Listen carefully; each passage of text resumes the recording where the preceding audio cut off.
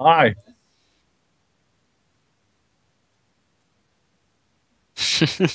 Sounds about right.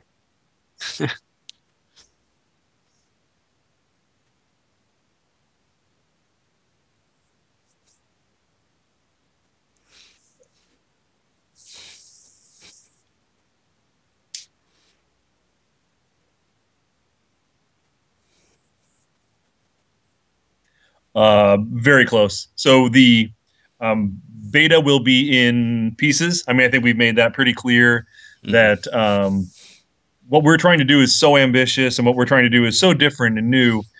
There's just really no other way for us to roll this out other than in pieces. That's why, I mean, even in alpha right now, you started off with sealed and then you got draft, and so that's going to continue for the life in the foreseeable future of this product.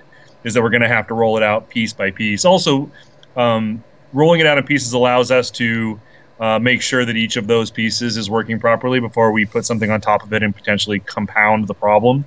So that's been very helpful to us. I think when it comes to the closed PvP beta, we're very close to that. We're getting right up on it.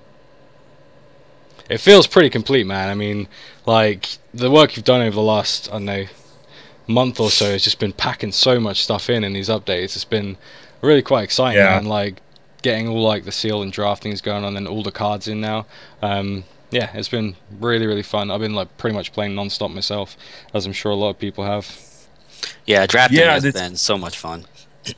yeah. Believe me, I'm totally addicted. I was drafting minutes before. I actually, just finished a draft tournament right before this call took place. I had a mono wild deck. I actually drafted five honey caps, and I had no removal, but I had all these great creatures, and I would just Yeah. keep playing big creatures.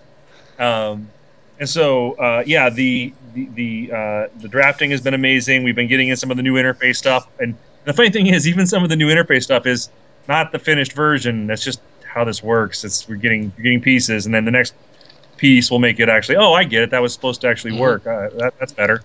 But with video game development, I mean, we you don't see a lot of the stuff we've done, and this is like especially for something like PVE as an example. We have a lot of work done, but until we can actually implement a big chunk, you don't actually see it, and that's why for a long time there, I think people really felt like, wow, this isn't moving forward very fast. But there actually we had, I'm up to like I believe it's 13 full-time engineers now working on this, and 14 full-time just R&D game designers plus all Hmm. my management. I mean, like the team has gotten huge, and there's tons of stuff coming in. So you're going to see these sort of it seems a little stalled and then a big leap forward, and in the meantime, little feature, little feature, little feature, and then polish on top of it. You're seeing a very odd version of game development because we decided to be totally transparent and put all this stuff into an alpha. So Right. it's a little bit different than I think most people are used to. Certainly different from what I'm used to, but we have such a good community. People seem to understand. So that's a Right. very long-winded answer to your question of when is the beta. Beta is relatively soon. Soon, The TM. yeah. You're right though. I mean, I've spent a lot of time like trying to convince people that it's an alpha and not a beta. Like when they have concerns about stuff, like, and it is, and like most of us very much appreciate being able to get into the game this early and sort of help build it. I guess it's been pretty cool.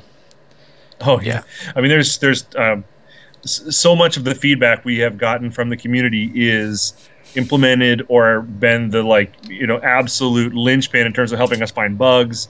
I mean, it has been a huge help, and this is the game that a community built. I mean, from the Kickstarter to the feedback to the evangelism to everything. I mean, it's just a really weird, different type of thing, which I love. Like, it's definitely like in terms of having so much passion for this game and it being everything I've wanted to build for so long, having everyone else be part of the process is extra gratifying. Sure. Yeah. Do you want to move into the next question, Neo? Go for it, John. Sure. Shoot. Okay. So there's been a lot of questions about tournaments and the entry fees and all of that. So do, can you talk about how much the tournament fees will be to enter the various tournaments and kind of like what the price structure is kind of going to be like, or is all that still in development? Well, I mean, there's always going to be room if it seems. I mean, we put some numbers in place, and I feel like they're the right numbers. But I mean, as always, uh, I typically have ideas, and then I share them with a bunch of people, and they tell me why they're bad, and then turn them into good ideas. But even that process at times can be, a mistake, and we can do things that are wrong. And the whole point of all this, in the end, is going to be that we're not going to allow mistakes to stand in the way of success.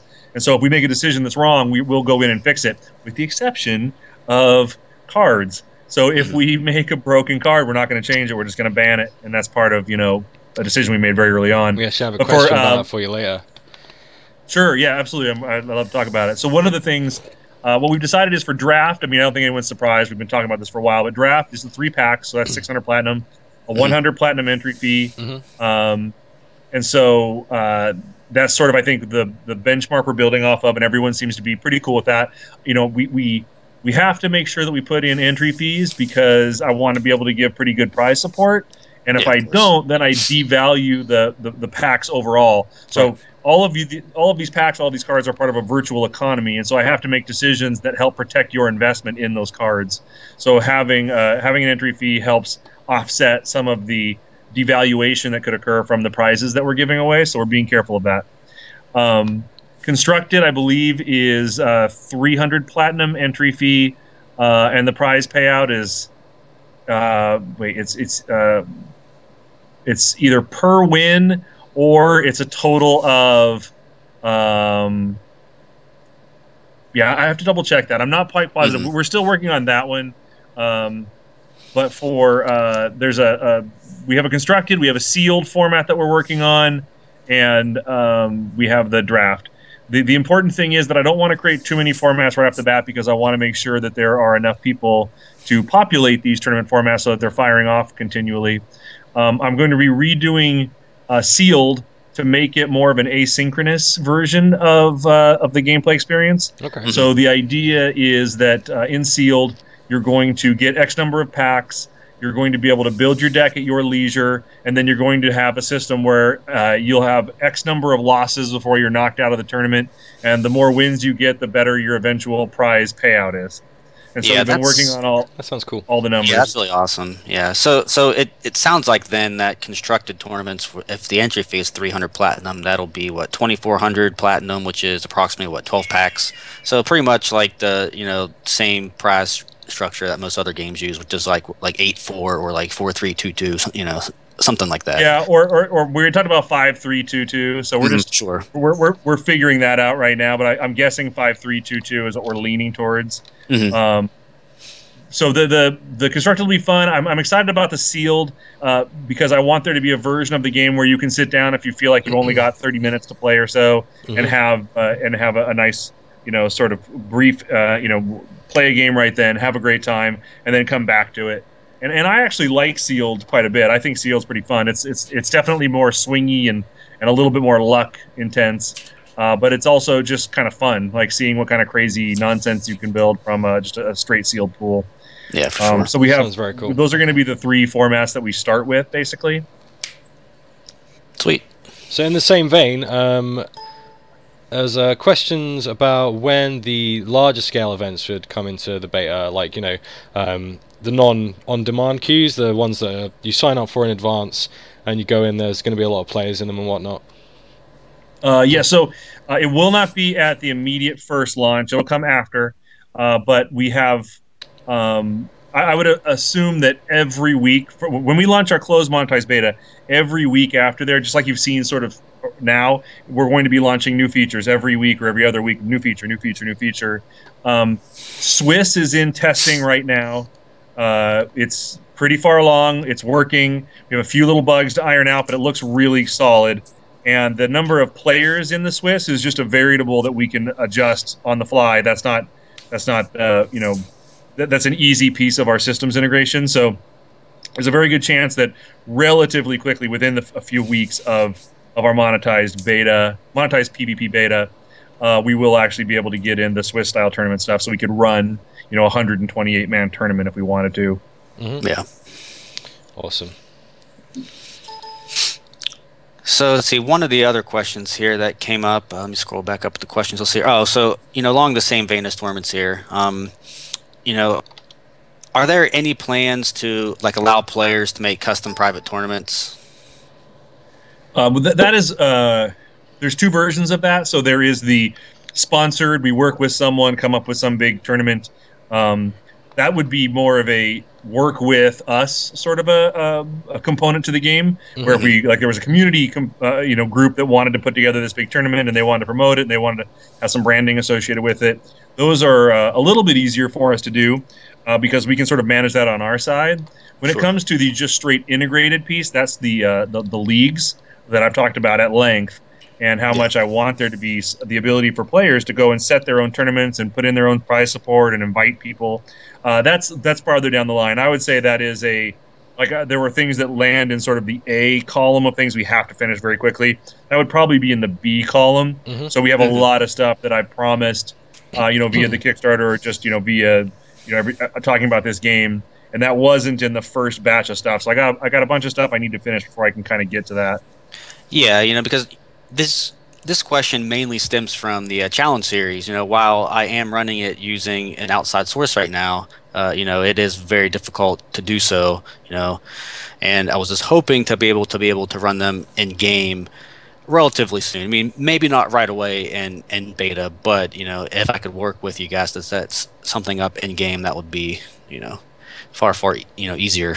So well, yeah, like I said, the Swiss tournament format is the only thing sort of standing in the way, and that is, like I said, it's done. It's in testing. It's working. It seems like there's some a little bit of glitchy bugginess with matchmaking for tie breaks and everything else. Right. So we need to do a little bit more testing, but I think that one's pretty quick. When it comes to partnering with people to do like the challenge series or whatever, then it's just going to be about reaching out to us and us setting up the entire back end piece of that, which shouldn't be too difficult. And that's the part where being very responsive and being part of the community is one of our biggest one of our primary goals. So I think that's something that we can absolutely manage. Awesome. Sweet. So tournament's obviously going to be in the game at the start. You've also said in your blog, I believe that the auction house is going to be available from the start as well. And we have a question from the forums, I think the Hex forums, about how you're going to deal with any auction house or tournament payout bugs. How you if it fails to pay out, how are you going to deal with that situation? It's very easy. Our policy is in the favor of the player. Okay. Cool. Why does it? I mean, packs it makes no difference to me. Our goal has always been to just create the best game possible and not jam people on every nickel dime nonsense. So if there's a bug or a mistake or whatever, we'll always just fault to the side of the player, reimburse or replace whatever was lost or whatever the problem was, just make it right. And people are good enough to be part of a system that is imperfect right now. And it's part of the benefit of that. The downside is it's frustrating at times. Believe me, I've been playing in Drash where I had something lock up, and I was like, "Oh, I was winning that game." I was, pissed. And that's frustrating. The positive side is that you get to be part of this thing from the beginning, and anything that we can do to make that easier, we're going to try and make that decision. Now, clearly, we have to make sure people aren't trying to take advantage, because then that devalues everyone's stuff. So we got to be careful of that. But in general, and in 99.9% of the cases, we're just going to err on the side of the player. Good stuff. Sounds cool. I should also say there is a chance that Auction House will not be finished for the closed monetized beta. I would think that will be the first thing that comes in post-launch if it's not ready at launch. It's in testing right now. I've used it. We're just, again, some of these things kind of need to be slightly bulletproof if you're going to actually put them into a system that's accepting money. Yeah. So I'm a little nervous about it. But it's done. It's just in test still. So I'm not sure it's going to make that date. But if it's not, then it will be within a week or two of that. So it'll be the first thing. It's at the absolute top of the priority list to make it in terms of the stuff that's still in test. But if it slips out it won't be slip out by more than a week or so. Sounds fine, man. Yeah. Sounds good. So, along that vein there, I think you already covered this too, but how much does platinum cost? Is it like $1 per 100 platinum? Correct. It's a one cent basically, Okay. and all the conversion costs are based on your currency. So if a euro is worth $1.20, then you would get 120 platinum for a euro. Okay. Awesome. Again, the whole everything just sort of falls to what is best for the gamer, and in the end, I know that policy will be what pays the biggest dividends, because if we don't have a happy community, we don't have anything. So Yeah, of course. So, will there be any downtime between switching environments, or will we switch right over into the client? And will everyone be in their respective gardens at launch? yes, there will be downtime. We're thinking it's going to be between 3 and 5 days. Believe me, I'm as unhappy about that as anyone. Like going 3 or 5 days without playing draft is going to be devastating. Yes, there will be a little bit of downtime. Yeah, and then people should be in their respective gardens. It's all IP based, but we're finding that we're still looking at these things, because most of the places around the world we have a publishing partner in place. Everyone is kind of saying they want to use the same pricing model. My concern originally was that people were going to want to do different pricing models based on sort of their consumers and what their consumers could tolerate. But most people, I mean, all of them at this point have said, nah, we're just going to charge the same price. So not as big an issue as I thought. So I don't know what the future holds in terms of integration into one just global community, but we definitely are going to have global tournament servers. So we put that whole thing up. Right. And when possible, I mean, I have all those places listed on there. The one that's riskier is China, just because their regulations are very, very different. But everywhere else, we're going to have this global tournament server, so you're able to actually play against everyone around the world. Okay, that's cool. The only things that you won't be able to do are trade cards. And so things like, some of the PvE stuff, the guild stuff, the auction house would be walled in, because their prices might be different. And again, that may change as we discover that people are actually kind of okay with the prices, because we kept it as low as we could. So that's sort of it. And they will be walled gardens, although US and EU are going to share everything. Okay. And because GameForge is actually helping us set up the US server infrastructure and all that, and do the billing and everything else for us. So yeah. I mean, they're sort of our co-publisher in a way. It was important, and I've said it before, but it was important to me to make sure that I didn't make the mistake of trying to take on too much, and all of the infrastructural components of customer service, billing, server maintenance, I mean, just everything that would have gone into it, on top of trying to build this game, I think could have sunk us. And so I made the strategic decision to bring in some partners to help us. Luckily, we found partners that were willing to, basically give us total control. So, even from contractual on up, it's built around this idea that ultimately I would be making the decisions about what's best for the game, and so that's I think a pretty big safeguard against it becoming problematic. And I got to say, both Level Up and GameForge have been incredibly helpful. They've gone above and beyond to make sure that when we launch, we're going to be successful. They've both, bought tons of new hardware, hired tons of people specifically to work on Hex.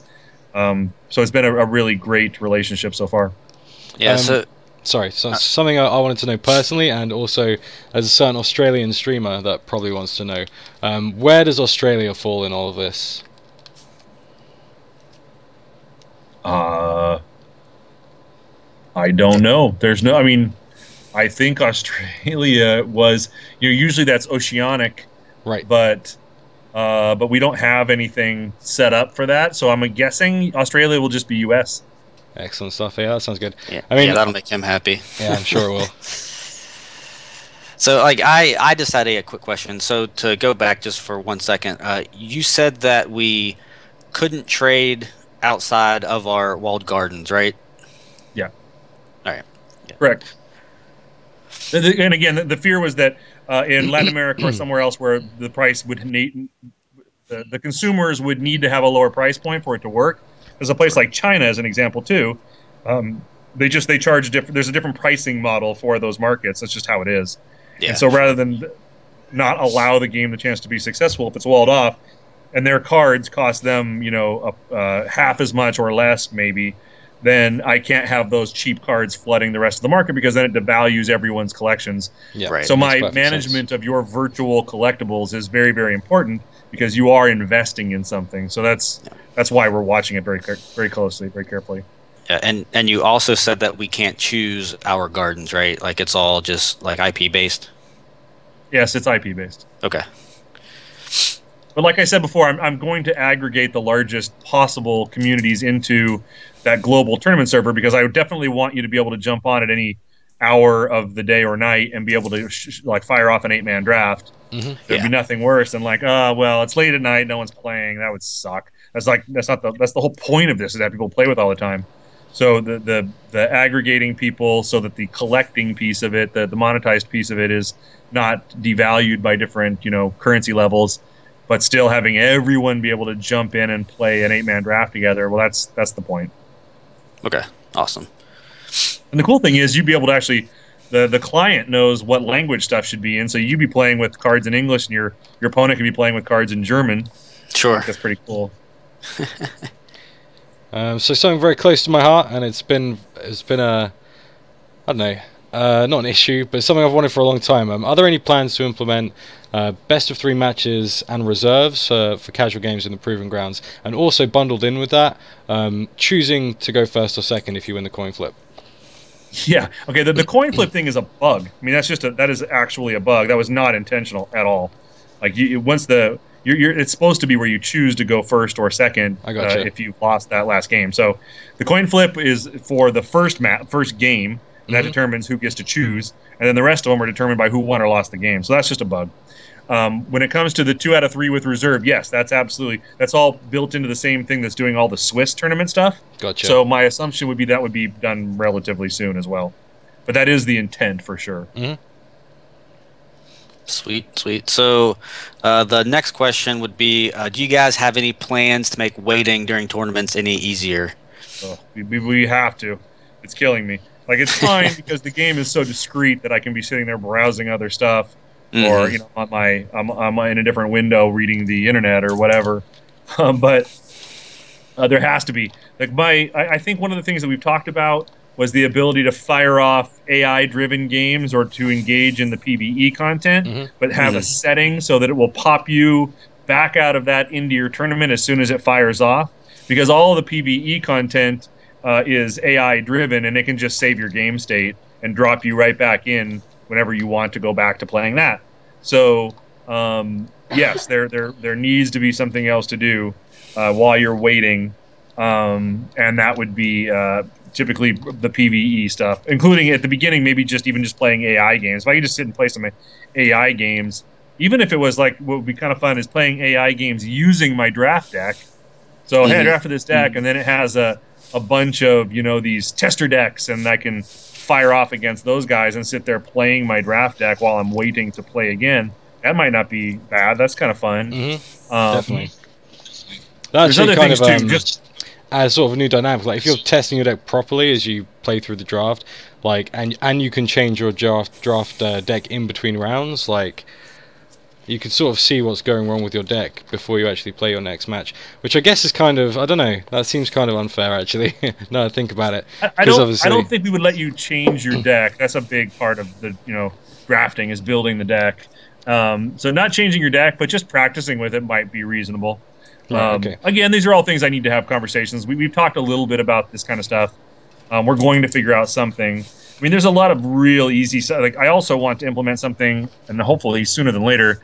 As an example, you could punch in your email, and it would shoot you an email when your next round is just about to start. So even if you wanted to walk away from the computer and you had your phone with you, it could ping you when it's like, oh, hey, my game's about to start. I get back to the computer. So some of those things would be, I think, fairly easy and also very helpful. Yeah, that's pretty awesome. So the last question about beta really is, will there be a pre-release or launch event for set 1? Or if not, are there going to be these type of events for like future sets? You're going to do pre-releases and launch events for sets, essentially? For set 1, probably not, just because it's such a I mean, it's just so different. Like we've been playing it forever. We've been putting in cards and bits and pieces, and so I don't think for set one where we have a plan in place for a pre-release per se. For the sets moving forward, I would say 1 and 2 probably not. Gotcha. After that, I would say absolutely. We'll be doing different, setting up different events to sort of celebrate the release, give you an insight into the themes, and do some pretty cool stuff in the future. Launch some new dungeons and whatnot. Yeah, exactly. Because a lot of the stuff is going to actually be a lot of the PvE content in the future after this all of our launch stuff will be tied into the new sets. So you're going to see both thematics and design components that are tied into the sets and block that also relate back into all the new PvE experience stuff. So all the new dungeons and towns and bits of the world that we unlock. Everything works together. Yeah, cool. Sounds very cool. So a question from chat, actually, and something that I was wondering about as well, is about trading. Maybe you already said this and I missed it, but when is trading going to be added in? Is that something that's pretty early in beta, or is that something that's coming later? Pretty early in beta. So it will. There's the mail system, which has the ability to mail stuff to other players, and so we have that, I believe, in test now, and so it should be done relatively soon. I would expect the trading to be slightly behind the auction house. So, okay. I mean, a lot of the same issues in terms of security and how we transfer the collectibles between players are some of the stuff that we're sort of tackling right now, and making sure that the bugs, the kinds of bugs you would encounter in that system are not going to be dramatic, because those would be things that I think people would get pretty upset about, or being a little more cautious on that stuff. Yeah. So yeah, sorry. Carry on. No. I was going to say. Actually, I totally forget what I was going to ask. So go ahead, Neo. Good job. So questions about like the rewards and stuff. Is there going to be a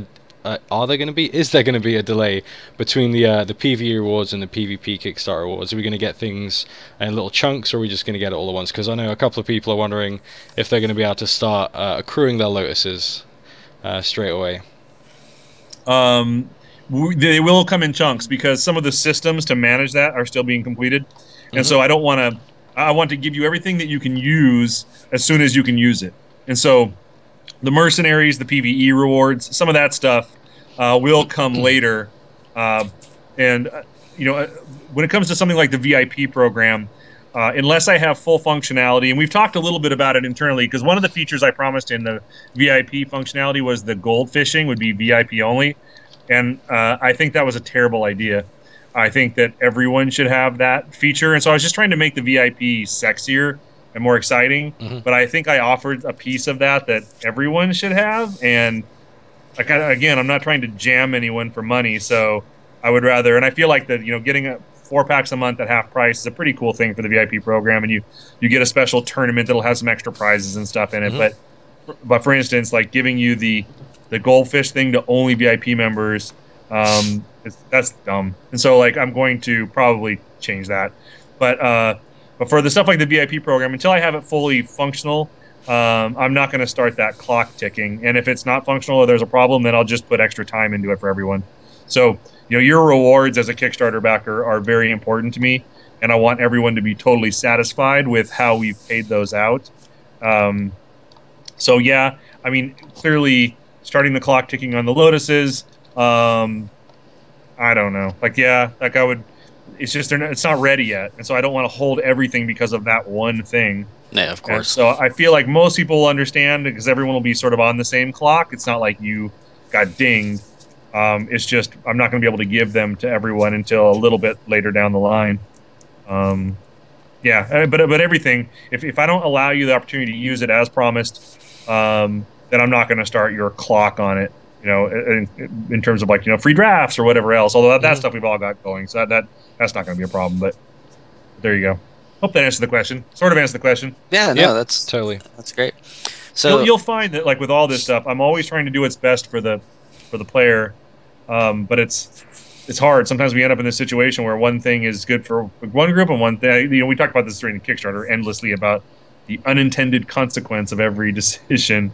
And so we try to make the best one always, because again, our sort of focus is on player experience, not so much on monetization or any of the other stuff. Right. We end up sometimes in a hard place. So now that the mercenaries are tradable, will they be like affected by the 660,000 stretch goal or the collector tier bonus? No, that was the intent. Wasn't the intent of the multiple copies was because those things you could use multiple copies of. Mhm. You can never use multiple copies of a mercenary. It would just be to trade. So that kind of wasn't the intent. Gotcha. So probably not. I think that kind of wasn't in the spirit of it. And again, like if I did that for those people, then the people the people who didn't get that would be unhappy, and so I don't want to make anyone unhappy. And I think just sticking more to the spirit of what we were trying to do, which was say, hey, you got more of whatever it was because you can use it. Whereas with mercenaries, you can't use them. You can only have one. Actually, it might even be a problem. I don't know that your account can actually have more than one of the mercenaries right now because it flags it on off. So that's a good question. Yeah, I'm not sure, but no, that was not the intent. Okay. Gotcha. Okay, so the pro player tier tournament. Are you having plans for this during the beta, or are you waiting till after the game's launched? I think potentially waiting until after it launches. Although that's something like we'll have a conversation on our side. The goal would be: do we give it a little bit of time so the game can mature a bit, and then make it so that everyone feels like it's going to be the funnest event possible? Doing it too early, maybe it's just everyone hasn't quite figured out like what's going on or have their legs behind them in terms of, figuring out the meta or whatever. I think the prizing will be really cool. We're going to do some fun stuff for that. It's a one-time big tournament, so maybe first prize might be a play set of the game, basically 4 of every card, or it might be 10,000 platinum. It could be some pretty amazing prizes. But I don't want to fire it off too soon before everyone feels like they have a good handle on what's going on. I'd rather give it a little bit of time. But that said, that doesn't mean that it's months and months. It may be 30 days after we launch the monetized closed beta. Gotcha. Yeah. There's a question in chat. Do you know what format it's going to be yet, or are you undecided on that? It's going to be constructed. Good stuff. Excellent. I just feel like draft is such a big focus for us as a company, and limited is such a big focus for us, and so much work goes into, and I wrote about it, so much work goes into making sure that our sets are super draftable. But that doesn't mean that constructed isn't, sort of the bread and butter in many ways of how we start base design. And so I've been very excited, and we've been very excited to look at the challenge series, for an example, and see the meta shaking out, how many viable decks there are. And we have some slight changes happening, I think, on a few cards in the future, and we're doing some more balance before we finally lock in, which is going to be here, relatively quickly. And so I'm excited to see real constructed be a big piece of what makes that sort of pro player part of our community. So I think for that tournament, I think definitely doing constructed, but it may be where we do like a giant constructed tournament or a series of constructed tournaments and narrow it down, and then potentially it cuts to a final 8, and the final 8 is draft. That'd be cool. Yeah, and speaking of the challenge series, last month's champion Zubrin actually asked a question in chat about the format. Do you guys feel like the current metagame is pretty balanced, or are you still constantly making changes here and there to make sure that it is more balanced? There's some small changes still occurring. It's getting close. The base set of a TCG, the first set of a TCG, is the most critical in terms of setting tone and direction for what will be the game. The game's lifetime. Please don't nerf Mirror Knight, by the way. Please don't nerf Mirror Knight. No, I don't think he's not on any watch lists at all. Probably I've Creation, I assume, is on some sort of watch list, but yes, that's the biggest one right now. It's funny because we had a different original design for it that I think was probably more in alignment with our intent. It would probably be a little bit safer, but we're looking at a few things. The fun part about all of this is that we've had this amazing opportunity to test this with the community to get some really great design feedback and development feedback. I don't think in the future, because we're already testing set 2. In the future, we're going to be farther down the road in terms of having set those baselines, so that we won't have the same level of need in terms of deep community involvement in helping us test.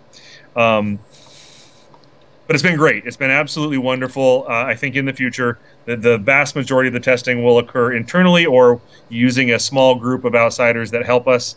And I think we're going to do a very good job, because we in the past have done a very good job with balance. We had very few cards banned in the other TCG we worked on, and I feel like with this one it's going to be even better, because we built all of our systems from the ground up with some pretty strong controls in mind. But I'm happy. I'll also say that in the meta right now, we believe there are a few deck strategies that are very good that people really haven't hit on yet either. Yeah, so that that happens. We've seen that in the other TCGs we worked on, where we thought there were decks that people were going to be tier 1 tournament decks, and then no one found them, and so they never percolated to the top. And we think there's some decks right now that people haven't found quite yet either. Seems crazy, really, when you think about like a deck that you think's there that hasn't been found when all these people are playing the game. Seems kind of crazy to me. So a few questions about like PvE and the other like non-PvP features. You've talked about crafting. What is it really? Like, what can you craft? Can you craft cards, or can you craft equipment? Just tell us like a little bit more about that. Sure. So all the virtual collectibles in the game can be broken down into raw materials, and then those raw materials can be used to make crafted materials. Crafted materials will include cards, PvE cards. There will include some PvP cards. Typically, not many of the rares or legendaries, or if they are, they're going to be some of the more staple cards. So we have to make hard decisions about what PvP cards we allow to be craftable. You can craft equipment. You can craft mercenaries. So it may be that you actually put together some materials, and all this will be very, very rich in flavor. The Void Society plays a big part in the whole crafting storyline, and so Mike and I have built a really great story behind why and what's going on in our crafting system. It's actually really, really cool. And so the other thing that we will have as craftable, and something that on our side we've been working on for a while here, is our consumables. And so there are going to be PvE consumables in the game too. I'm not ready to talk about what they are, but they are cool, and they are definitely a pretty interesting piece of the PvE mix. Like potions and trinkets and such things like that. Correct. Cool. That sounds cool. So we definitely wanted to have a consumable as part of the crafting system, and I think we have some pretty good systems in place. So everything that you see in the game, will have the ability to be broken down, and everything that you see in the game as a category will have different things in the crafting system. Clearly the goofiest part of a TCG is the moment when you look down and you see that you have 1,000 copies of this common card, and you're just like, what in the world? Like, this feels like such a waste of both raw materials and my money. So the great thing about crafting, and the great thing about being a digital game, is this opportunity for us to allow you to take all that stuff and turn it into other stuff you actually want. And that's the real goal for the crafting. And also, every bit of design space that we create allows us another dial on that big machine. And when you are turning the dials individually or together, you create all the combinatorials that become very, very fun. And so for us, finding, are there going to be recipes for crafting? There could be. Is there a faction component to crafting? There could be. So some of the stuff you're going to actually have to build up your faction with a group of guys, and then that gives you access to their vendor, which then you can spend your crafting materials to make some of the stuff that they offer. Will there be stuff that drops in the PvE experience that is a recipe that allows you to make something in the crafting universe that potentially only a small number of people could make, because they're the only ones with that recipe? And then you can take those things into the auction house and sell them for a premium, because there is a legendary level drop, which is very, very rare for a crafting recipe that allows you to make an alternative art version of Burn. And so that's really cool, but it takes a lot of materials. It's very expensive to do, and you can't even do it unless you have this this recipe. So creating some of that fun stuff that allows someone to feel like, wow, I've got a commodity that I'm sort of mildly in control of is, I think, pretty fun. And some of the stuff that we can take from MMOs to make all of this TCG stuff feel that much richer and that much more exciting. That sounds like just from that what you've said there, has blown my mind, because I didn't think like the MMO component of this game was going to go that far into being an MMO. As far as crafting is concerned, that sounds pretty freaking cool in my opinion. Yeah, awesome. That's the part where people, I mean, I say I incredulous. People don't get it. Yeah, of course they don't get it. They don't have seen it yet. So like whatever. But when it comes to the PvE side, I mean, we have to build this.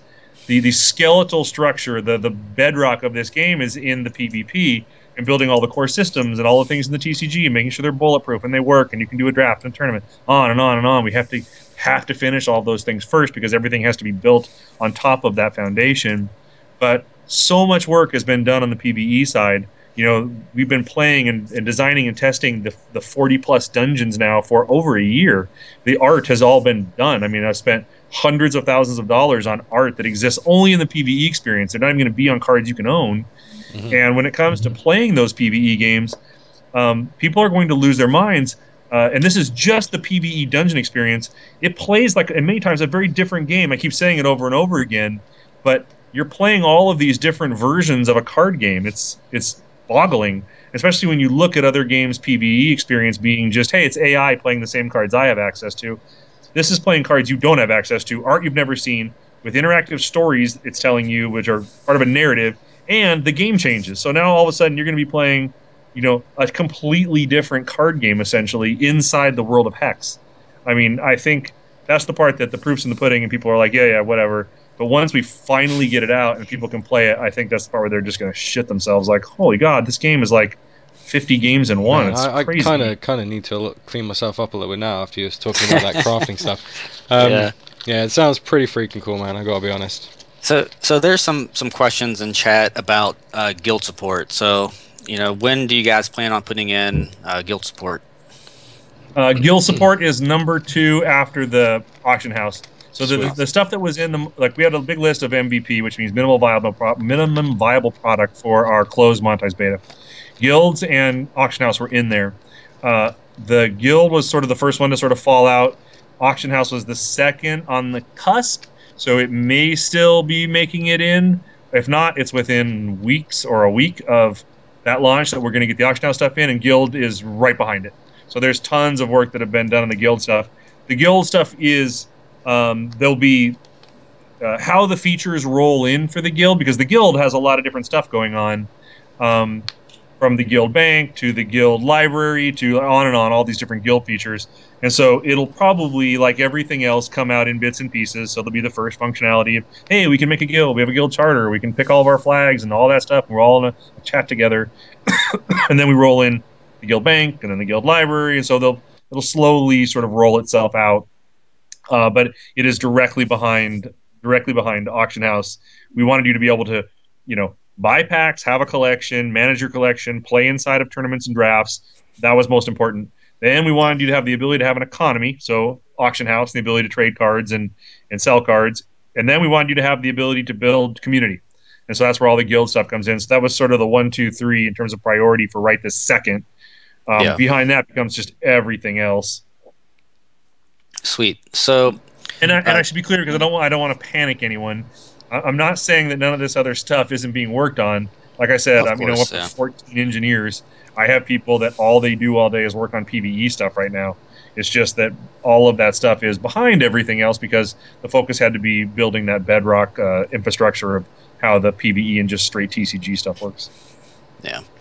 So I know that you guys, you know, really want to support the local game shops or land centers or whatever. Do you guys have, you know, what are your plans to push that? Like, you know, do you have something maybe to put on store shelves that people can get, like a special promo or some packs in game or something, or, you know? Yeah, we've been working on it for a while. I built a little physical product because, you know, one of our advantages as a company that does physical goods, we can actually get stuff out there, which I thought would be a good marketing tool. we're gonna have to be really clever about marketing because we have poured every dollar back into making this game. I didn't really save a lot for marketing, so I'm gonna have to use a lot of like grassroots and getting out there and just evangelizing, as I always do. We actually did build a physical product. It was going to be it's a small box product. It comes with a manual that has a full size print of every card in the game. And then underneath that, what the equipment associated with it was, and then a little checkbox for 4 copies and checkboxes for the equipment. And so a fun little perfect bound, nice little booklet. It came with a certain number of packs. It came with one alternative art card, and it came with one exclusive mercenary. And we were going to sell it for basically the price of the packs. And the point of that would be it would be a great bargain, a great deal. You get a cool little physical thing, and we could sell it in stores. So it'd be a good way for stores to get involved if they'd like. Yeah. We would be selling it to them at a margin, so they'd be able to make money on it, which is great. So it's a bit of a loss leader for us in a way, but a good way to get the word out and also to give people the chance to buy a kind of a cool little physical collectible for Hex.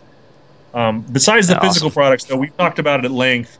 I want, once we have the tablet version done, is when we'll probably try to, flip the switch and start to talk about how we do the support at the local store level. And the idea so far that we have sort of locked in on is this system where you'd be able to go into the code redemption. We'd have trusted stores that had an account with us. They could go in, they could generate a code, punch in the code redemption system, and to bring them to an interface where they could then fire off an 8-man draft or whatever it was they wanted to run in their store. And then they would have some level of participation in the money being spent there. And then they could level up their store based on how many of these things are occurring. And then once their store leveled up, the prize support for that event in their store would be juiced with some extra fun stuff. So like the store exclusive alternate art commons could be something that you could work your way up to, and then it's like, oh sweet, like we're a level, there'd be silver, gold, and platinum. We're a platinum level store, which means that drafts at our store, if you're the winner of the draft, you actually get a copy of this uncommon card in this alternative art store exclusive, and that would be for the store program. So that's what we're talking about right now. I think that'd be pretty cool. I don't think anyone else has ever talked about trying to do something like this. I don't think so. My background was going into the local gaming store and playing card games and loving it so much. I would hate to think that what we're doing would be a negative for them, and so I'd like to figure out a way to make this helpful. Yeah, like someone saying in chat, just kind of joking around. It'll be really cool to spend all of my Magic Store credit on Hex cards.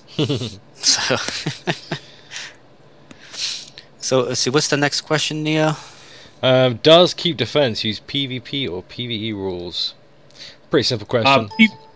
Yeah, no, that's a great question. PvE. So, and again, that may be the dumbest decision ever because the PvE stuff's going to be so zany and bonkers, and maybe we have to do some testing of the balance of that because it may be impossible to beat 3 PvE decks in a row with your 1 PvE deck. But I have to do a little bit of testing on that. But I'd like it to be PvE because that just gives another opportunity for players to use the cool PvE stuff they've collected. So, as an example.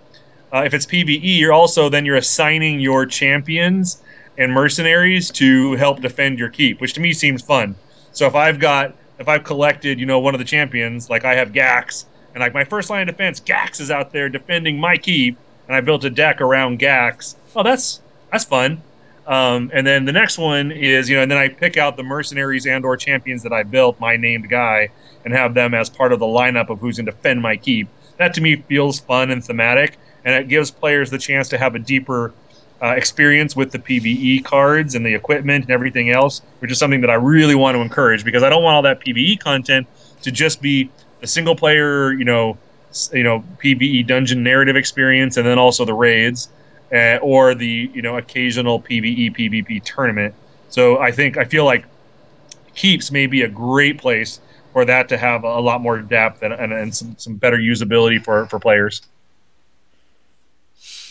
All right, awesome. Will there be a full comp rulebook at some point? That's been a question asked on the forums probably 7,000 times, but What are the plans for the comp rule book? Down the road, there will be. Matt Dunn has been working on it. We do have a briefer version, like an FAQ rule overview, that we're going to be launching relatively soon. Mm-hmm. But the deep rule book version, although the game kind of does it itself. I mean, that's the whole point of it, is that it knows all the rules. So, but we still want to do it because I know people would like to have it, and so that's a bit farther down the line. I mean, again, I have to prioritize everything, and so I have to put that sort of at a lower priority. But the smaller version that goes over is like the FAQ version of the rules. That's actually almost done, so that should be relatively soon that we post that. Okay. As far as set 1 is concerned, I guess this question is sort of about how long are we going to have set 1? What are the plans for the set 2 release, and when will the regular like influx of new sets every few months start happening? Great question. We're kind of, I mean, set 2 is done. It's in really heavy test mode right now. This is the one time in the life of this game when it's sort of up in the air how long I let set 1 float out there until I sort of flip the switch. Because once I flip the switch on set 2, then it's every 3 months a new set's coming out. And there's that's a big part of why I've hired more R&D people and why I continue to grow the group. I have a bunch of engineers building a race car, but I don't want to run out of gas for it. And so, the R&D guys are in charge of making the gas, and the engineers are in charge of making the race car. And if I don't have both working perfectly, I'll stall out. So, I'm going to be flipping the switch at some point, saying, okay, set 2 is ready to hit. And then from that point, every 3 months, you're going to see a new set come out. It may be, I don't know what the timing is right now between set 1 and 2. It may be slightly longer than we typically have, although we have kind of considered as of now set 1 being in people's hands. And what we know is that we don't want to go too long without new cards, because people will get tired of it. And that's one of the things that you have to manage very closely as a TCG, is making sure you have lots of new content. It's serialized product, that's it. And without new content coming out all the time, people will sort of lose interest. So we're lucky in that we have an MMO TCG. We have the opportunity to make just tons and tons of content that live on a bunch of different vectors. But when it comes to the raw sets, I want to make sure we have cards coming out every 3 months. So I would expect from the time the monetized beta hits, we'll probably try to have that sort of be the clock ticking in terms of the 3 months before the next set comes out. If not, it might even be slightly shorter. The clock might have started ticking slightly before that. Yeah.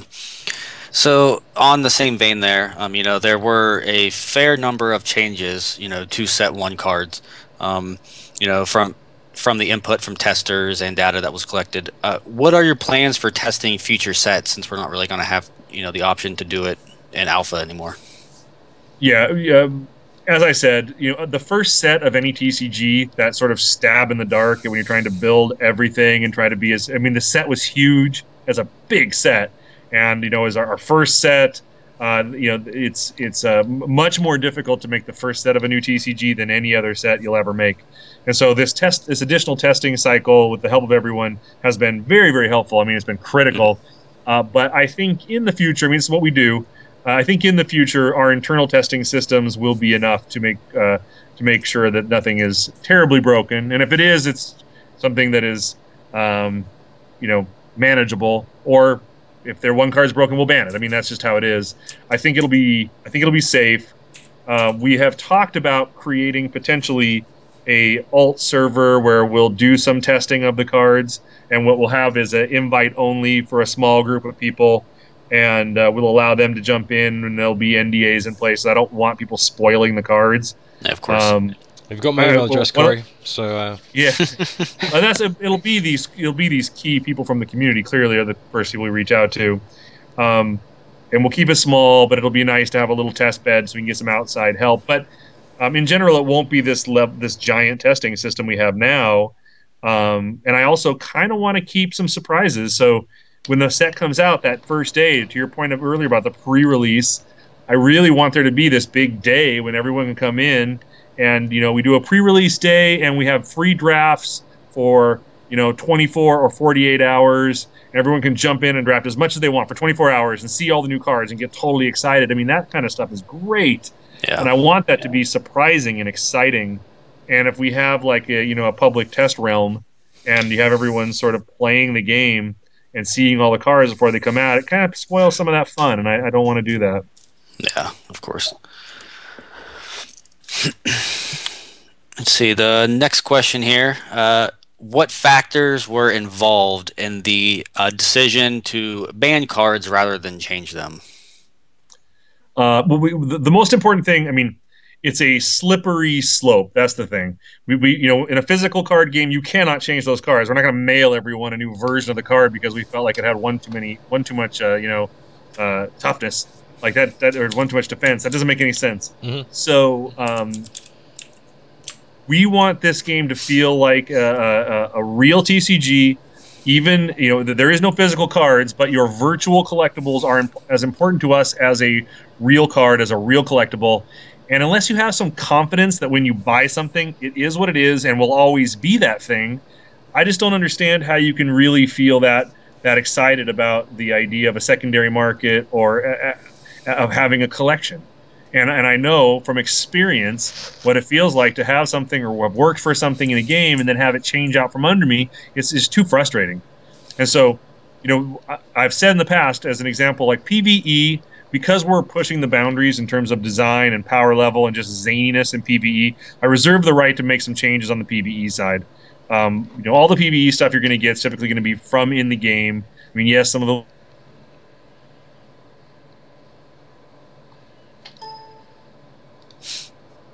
I think we lost Cory for a second. Yep, looks that way.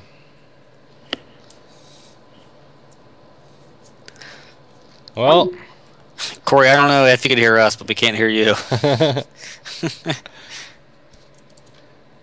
right. Let's try and get him back. I think I lost you there for a second. Yeah. Oh, there we go. Yeah, There we go. now you're back. Do you have me on video? Because I don't see myself. Yes. Nope. Oh, no, we lost you. If you click the little camera button, it should pop back up, I guess. Yeah. There we go. Hey, there I am. There we go. You see me now? Yep. Yes. You're good to go. I was perfect because I got naked real quick, and that was terrifying. So it's worked out perfect. All right, so what were we talking about? The virtual collectibles. It's very important. I reserve the right to make some changes on the PvE side because we're going to push the boundaries so heavily that I don't want one decision to trivialize the content. So, but when it comes to PvP, we're not going to change cards. We'll ban them. That's it. Mhm. Yeah. And I feel like that's the right decision, and I feel like everyone that we've talked to has said the same thing. Sweet. Yeah, we're back up. Yeah. Neo, you have the next question for Cory here? Is there any news on the tablet version of the game? Yeah, well, we have it working. I have sat and played Hex on iPad. The interface stuff is what we're working on right now. Optimization. We made some of the changes you're seeing in the game in terms of textures, and my art team. I have 4 art engineers right now. It's all they work on is the interface and optimization and everything else. Have done a great job, and some of the changes you've seen have made the game look better, and some of them you haven't noticed, but have been really, really great. In terms of optimizing the usage of the CPU, and the memory, and the textures, and the texture memory, and all of those things are helping us get a build that's going to run very smoothly on the tablets. The great thing is also it's going to be the full game on the tablet. The other piece of it that we haven't had as a focus, I mean, we have it up and running, and we've been doing all the engineering work, is some of the interface components of, pinch and pull and how we allow you to, interface with the game. That needs a very deep pass at this point. So it's moving forward. It's clearly behind the PC, but it's coming. The other thing, too, like I sat and played on the Mac yesterday, too. So the compiler was finally finished. We've got it up and running. Now we're just doing some, again, optimization and getting everything bulletproof, but that's almost ready as well. Awesome. Yeah, that's really good to hear, and that's a lot farther along than I personally thought. So that's sweet. So some questions for you. What aspect of the game that hasn't been released yet are you most excited about? Well, clearly the PvE piece of it. Once people get in and start to use the champions, making your champion, and then also the equipment system. So as fun as the socketing is, and I love the socketing and trying to figure out like, oh, okay, Master Theory Crafter, and when I put the plus the gem that gives the +3 basically when I make the bot and to all the other, so making this like I can send my guys and then have a free wild growth there's all these fun things that the gem stuff allows you to do, which is great. But the equipment is just so far ahead of that in terms of customization. And then you talk about the mercenaries and champions piece of that too. All of the combinatorial stuff in there is the piece that I'm most excited to play with and to have people play with. I'm a little concerned actually because all that stuff is all the free to play. We're going to create this rabbit hole people are never going to come out of. It's going to be the most played game that didn't make any money because it's just so deep. I think people are going to love it. Something I am quite interested in as a collector. What is your thought process in selecting cards to commission for alternate arts? Well, it's a combination of I want to pick cards that are. It depends. So, like the ones for the collector tier or the ones that I'm putting on the Wheel of Fate. There's lots of places where you'll see some alternate art cards live. I'm trying to watch it. I'm not trying to make very many. But from each set, you're probably going to, if you don't count the collector tier stuff, then you're probably looking at a total of, maybe 10 alternate art cards per set, I'm going to guess, something around there. So I don't want to overdo it because I want it to feel special. Often it's been cards that I think are going to be very, very popular, cards that I think are awesome in terms of just, staples for decks. Mm-hmm. I don't want to make it super obscure cards typically because then it's just kind of like, I got this alternate art card, but I don't ever play it. So it needs to be stuff that's playable. Frankly, in a couple cases on set one, I picked some cards that I just hated the art on. So like I hated the art, and there's not a ton of that, but there are some that I just hate. And so like I thought, hey, here's a good opportunity for me to get an alternate art version of some of these guys so I can have a different version to play with myself just because I don't like them. Yeah. Sure. Yeah, a lot of people in chat are laughing about the art on Baby Yeti. They seem to not like that one too much. Oh, that's Rob Momart's. That's the actual only full-time in-house artist we have. Not that he's in-house. He actually lives back east. But I love Rob's art. Rob did the Lookouts comic books with me. He's definitely more cartoony, and that's one of the things. Like I'm writing my blog post for tomorrow is all about the art in the game, and it also is about the art book, which is all done and ready to go. So we're gonna pretty soon be, giving everyone the art book from the Kickstarter. So I'm writing a little thing all about it, and one of the things I talk about in there is how important it is to me that the game has a bunch of different artists involved in it. I think one of the things that I found most charming with some of the older trading card games was when there were a bunch of different looks, including some super abstract art that like what is this? Like I just really find that charming, and it's one of the things I love about some of the older TCGs, and it's one of the things that I want Hex to have specifically. And we have some really interesting things that we can do. If it came to for instance our dungeons, I could hire a specific artist to create everything about a dungeon experience, from the dungeon map to the cards in the dungeon to the interstitial components. All of those stuff could be one artist's vision. So I could have one guy create something that was very distinct inside of the Hex world and his vision of what Hex looks like, or what that component of Hex looks like. And that to me, is very exciting. I'm very art centric. I mean, art is a big deal to me. That's, my background is in design in graphic design. And so it means a lot to me. Rob, I think, yes, he is much more cartoony. I have him doing, and as an example of what I just talked about, he's doing the entire Squirrels versus Dinosaurs arena dungeon, and it's a much more cartoony, much more fun. It's hilarious, and it's so cool. And so he has a different look. But again, that's the thing. I've had plenty of people tell me they love X, and other people tell me they hate X. And so it's not everything's not going to be for everyone, but there'll be something for everyone in the game. Mm-hmm. Yeah. So there you go. Chat has successfully hurt your feelings, so they should all feel really bad and hate themselves.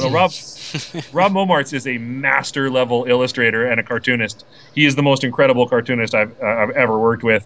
He's not a traditional fantasy illustrator, so I can understand the disconnect a bit. But as a cartoonist, if you go to Rob Momart's art and look that up online, Google it and check out his stuff, he's out of control, and I love working with him. He's the nicest guy ever too.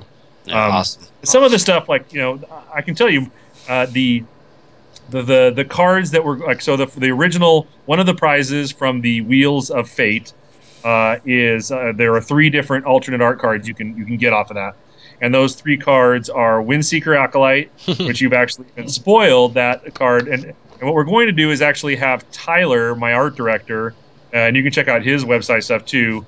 He's an insane fantasy artist.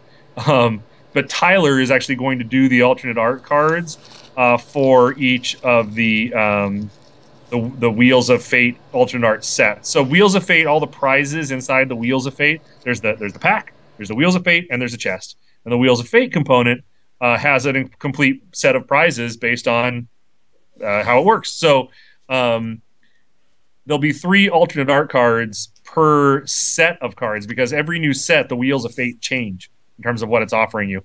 And Tyler is going to be doing all the alternate art cards for that, so it'll be sort of the art director's set that always drops out of the Wheels of Fate stuff. And so that one we're doing, and again, these were all 3 cards where I wasn't totally happy with the art. That's putting it mildly. And I picked a common, an uncommon, and a rare. And so the common was the Windseeker Acolyte. The uncommon was the Veteran Gladiator. Nice. And the rare was the Wrathwood Colossus. Sweet. Yeah, those are all very playable cards, so that's pretty awesome. Yeah, well, the Windseeker, not. I mean, like, maybe not that one. But playable. Hey, Did you I was just just call being him nice. All right, I don't want to come out and say, man, that card is terrible. But sure, I mean, it's not that good. Every you always have to have a variance in cards, but yeah. I mean, but the art on all 3 of those. I mean, the Windseeker was the least offensive. The Wrathwood, I mean, I really not what I had in mind. So yeah. Sweet. And I gotta say, I was like, gonna say we quickly, did actually. passes, Sorry, carry on. I'm sorry. Just carry on. I'll say it afterwards. It's fine. We did passes through the art where we had some stuff where I just had to kill it. Like, it just was not the quality level. And last night Tyler and I were actually here at about, I don't know, midnight last night working on stuff, and we went through the whole card set again. And he's like, "Is there any others that you just hate, so that we can just drop it, or I can figure out how to do another piece or something?" And I went through, and there really wasn't much. I mean, a couple more that I'm not totally happy with, but overall, like, I'm pretty excited with where we ended up. And I talk about it in the blog post tomorrow. Man, we had to work on a budget. We had a shoestring budget for what you typically would spend on something like this. We still spent, over $1 million just on art, and we I think did a really good job. And I worked with hundreds of artists and found people who didn't have a big resume, or who we could get them on the cheap because they had some extra time. And I mean, we really min-maxed the hell out of our art budget. And I think we did a great job for as much art as we had to create. And that's where Will Brinkman, my product manager, and I are the ones who manage that primarily. Tyler's now gotten involved, and then before that we had an art director for the whole company. His name was David Barron, who was great and who helped us a ton too. He's not here anymore, but I think we did a real good job. Sorry, I've gone way overboard on the art thing in terms of No, it's fine. It's awesome. Just one of the things that I just have to be writing about it right now for the blog tomorrow. I just it's so important to me, and it's been such a thrill to be able to work with so many talented illustrators. It's just great. I was just going to say, actually, there's a lot of questions that we didn't bring to ask you today, and that's mostly because they've already been answered on your blog. So for all of you watching right now, if there's something you want to know and we haven't asked it, but you asked us to ask it in the forums, it's probably because Cory already has answered it, and that would be in his blog. He makes quite informative posts about the game on there, so if you're not reading that, you probably should be. So go and check that out. And the or next not. question. I don't know how interesting I am. I always feel self-conscious when I'm trying to write that blog, because I'm like, who gives a shit? So, it's a very interesting. It's a war. I want to do it every week. I'm kind of switched to every other week. I'll try to get it back to every week, but it's just this war of like, do I have anything interesting enough to say that I feel like anyone should care, as opposed to, well, that's it. Do I have anything interesting enough to say? Sure. I mean, I enjoy the blog quite a bit, and I'm sure that most everyone else does as well. Definitely. So to make it personal, like, I think it's more interesting. Like, when I've read blogs, I always like the ones where someone is being slightly less corporate-y and just more what's their personal experience, because then I get a deeper connection into the whys and hows of their thought process, and to me that's just way more interesting. Yeah. So we actually only have a few more questions for you, but there is one from chat that I wanted to mention. Zubrin asked again about a potential like Pro Tour or Premier Series. Do you guys have anything like that in the works, or are you just going to stick with the national and worlds level? No, we have. So, I have Alex Charsky is my director of systems design. So he's in charge of all of the esports, but also all the economy stuff right now. Hmm. Um, Esports in general is going to be a huge focus for this game. I can't begin in earnest with those things until we have launched and have begun to see what the revenue around the game is, because a percentage of that will be what we build from in terms of esports and everything that we want to accomplish with esports. But it is I mean, I made no bones about that from day one. Esports is a huge piece of this, and that's not going to. I mean, I don't want to spoil anything, but that's not just a one big tournament a year or one little series. I mean, we have a bunch of stuff that we want to do, and the bigger the game is, the more money I'm going to be able to pour into it. And I think that people like I want this to be the home for high end competitive DTCG play. I look at what League of Legends has accomplished, and I look at those events selling out in 30 minutes for Staples Center, and I look at I've talked about in the past being in Korea when they did the announcement for StarCraft 2 and just the reaction and what it means to those players, and it blows my mind. And having so much passion for TCGs and loving TCGs so much, and having been part of esports and organized play for TCGs for many years, and not having an online digital TCG that is supported at that level kills me. And so I want to be that game, and so that's a big focus for us. But the only sad part for me is that I won't be able to play. Yeah, I can imagine that's a bummer working at I play anonymously like I do now. I draft at least 3 times a day, but I do it all anonymously because when I was doing it with my name before, every draft game started off like, okay, question number 1. It was like every draft game was a Q&A. So I started doing it anonymously. It's fair enough, man. I'm going to bundle the next 2 together because they're kind of the same thing. What are your plans for marketing Hex once you go into open beta, and are you going to try and get the game to Steam? And how long do you think it's going to take to get it there if it does go there? Marketing wise, as I said, we've put every penny into this game, so I didn't really hold back a whole bunch for marketing. My hope is that the great word of mouth, the great community that we've built, all the things that we've gotten from Kickstarter as an example in terms of just community building, pay huge dividends. I'll be at something like E3. I'll be at one of my friends' booths with the game like I did last year, and I'll spend 3 days, 8 hours a day just talking until my voice is gone to anybody I can drag over from the press and try to get the word out there. I've become a full-blown evangelist when it comes to preaching, what is Hex and why it's important. And I'll continue to do that. Typically, those PR vehicles are your best bet. When it comes to hard marketing spends, we're not going to have much of it, so it's going to be up to the community to help me make the game huge. Luckily, some of our partners, Gameforge and Level Up, they're big companies, and when it comes to those territories, I think they're going to do some really big stuff, and that's going to be very helpful to help build that global community.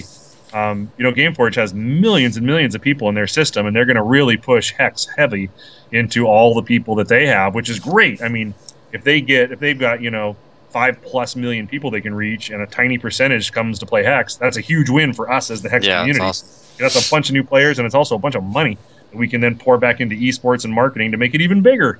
So the bigger it is, the better off we all are, and all that's going to get poured back into the game. So, marketing, we're going to have to be real smart about it. But that's my background too, so I think I'll be able to do a pretty good job with that piece of it. When it comes to Steam, not at first. I mean, I love the guys at Valve. I'm good friends with a lot of people there, but Steam is not our first stop. I think that what we want to do is probably get out there on our own, build up our audience, build up our community, and then eventually, once we see that there is the ability to reach new people, to bring in new people, that's when you go to someplace like Steam. Sure. Let's see. One of the last questions here that I have, at least, is something. Okay, so compared to the other games, that are out there, what is it about Hex that makes you sure that it's going to, succeed? I think, when I look at all the other games out there and I look at us, what I know about Hex is that it's a real TCG. It has a level of polish that you would expect from a modern video game, and it offers a set of. It was designed from the ground up as digital, which allows me to make a bunch of decisions about how it's implemented to maximize my online experience.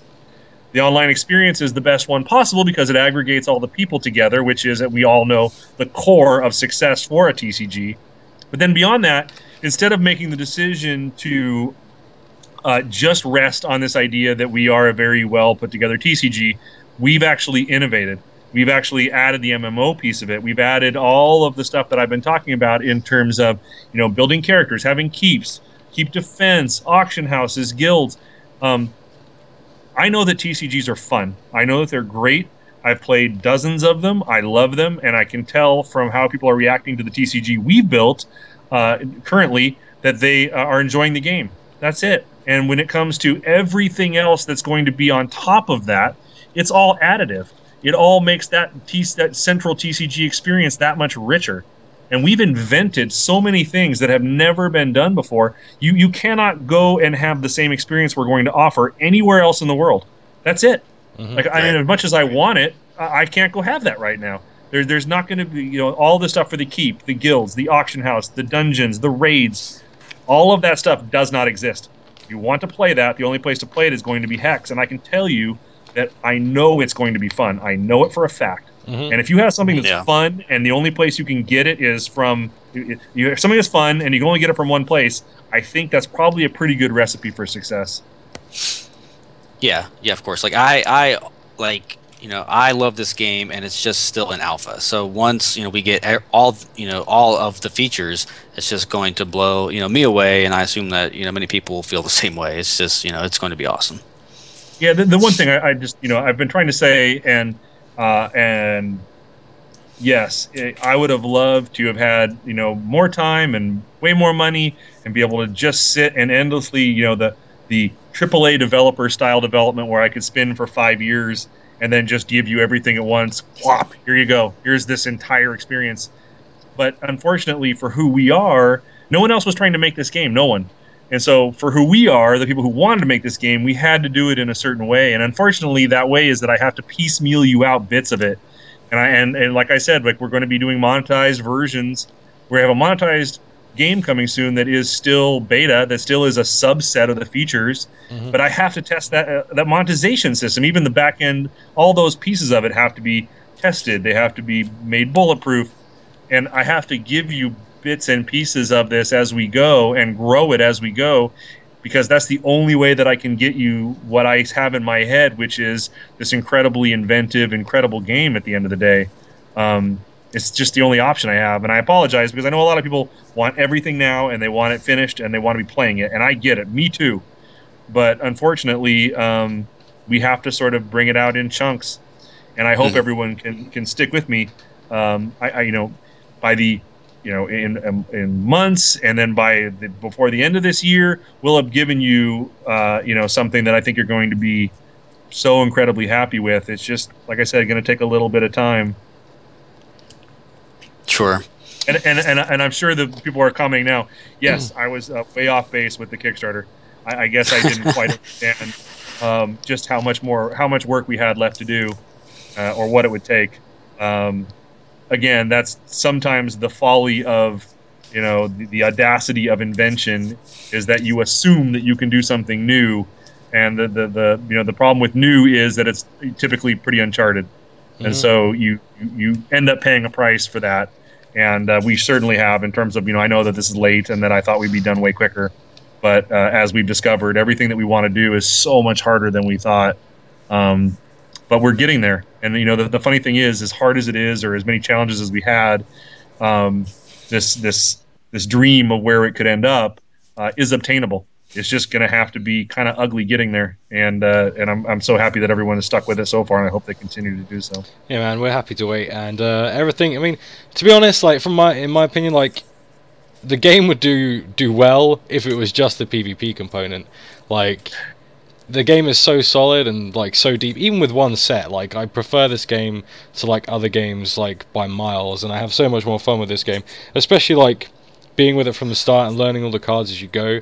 Like, just the PvP component on its own I think could be a success. The fact you've got all this other stuff as well, man, it's like, I think it's going to be pretty huge, especially once you get that like tablet support and get it on Steam and whatnot. Yeah, tablets can be fun. I'm excited to be able to lay in bed and play. Like, I'm very much looking forward to tablet support. And set 2 even. Set 2, I mean, is a big set again, and we pay off a lot of the sort of, the racial stuff we've been building in. We have brand new mechanics that are only doable in a digital space that we're going to be launching in set 2. The guys have come up with some just amazing stuff. So, like I've always said, it's an embarrassment of riches in terms of the invention of this game because it's digital only, it gives us so much opportunity. But for the first few years here, or who knows how long, at least the first few years, the number of innovative and new things that we're going to be doing is going to be pretty remarkable. And set 2, we've already got some neat stuff coming in set 2 that I'm excited for people to see. Yeah, that's really awesome. I'm really excited for all that. So, see, I don't personally have any more questions. Neo, do you have anything else to ask us, Cory? We're pretty much done here, unless there's anything you need to say, Cory, before you leave us. Thanks for coming out, I guess. Yeah, no, it was. I always love having the chance to, and I haven't done this in a while because we've just been so busy. I always love having a chance to just chat with people about the game. We're definitely getting to that point now where I'm going to start to go out and hopefully be, we had some journalists in from Europe, some of the top journalists for gaming sites in Europe, and recently checking out the game, and they walked away. I mean, they came in as fans of what we were trying to accomplish in a cursory sense, but walked away just converted totally. They got it. And so it's so nice to see people come in and be like, oh, this is interesting, it's kind of cool, and then just walk out like, wow, what you guys are doing, no one else is. It's funny, awesome. I got an email from one of my pretty famous industry friends the other day. He hadn't logged into the game in a while, and he logged in and he sent me an email saying, "Oh my God, are you fucking kidding with this? No one else is anywhere near trying to accomplish what you're doing right now. This is insane." And I was like, thank you. Like, it just blows me away. I love having people actually, recognize what it is we're trying to do and how remarkable it is. Yeah. So last thing here. I assume that there's a patch this week. Is there anything that we should be looking forward to, or is it just like a regular patch this week? No, this patch has some cool new stuff in it. Like the new victory defeat screens in. I believe the new coin flip animation stuff is in. Just a bunch more bug fixes. Well, yeah, a bunch of polished stuff is actually going in this week, so it's a relatively big patch. So no card changes just yet? Not that I'm aware of, but okay. I mean, I'm not positive on that, so don't quote me. Yeah, no. Awesome. Cool. Well, thanks for coming out, man. We appreciate it greatly, and keep up the good work, man. Thank you. It was really nice chatting with you guys. Cool, man. Catch you later. All right. See you later. So, good stuff. Okay, that's just completely botched everything. Hope you guys enjoyed that, man. I will be posting this up on YouTube very, very shortly. I'll probably upload it pretty much after I'm done here. My YouTube channel is below the stream. Obviously, if you want to watch some more Hex, there's a whole bunch of other links to other streamers below my stream as well. So if you want to give those guys a follow, if you want to watch people play Hex, maybe like get some tips and tricks on how to play the game, and do that. Again, the interview will be up on hexccgpro.com. Link to that is down below the stream, or my YouTube channel, either of those. And yeah, man, have fun, and I'll catch you guys tomorrow if you're around.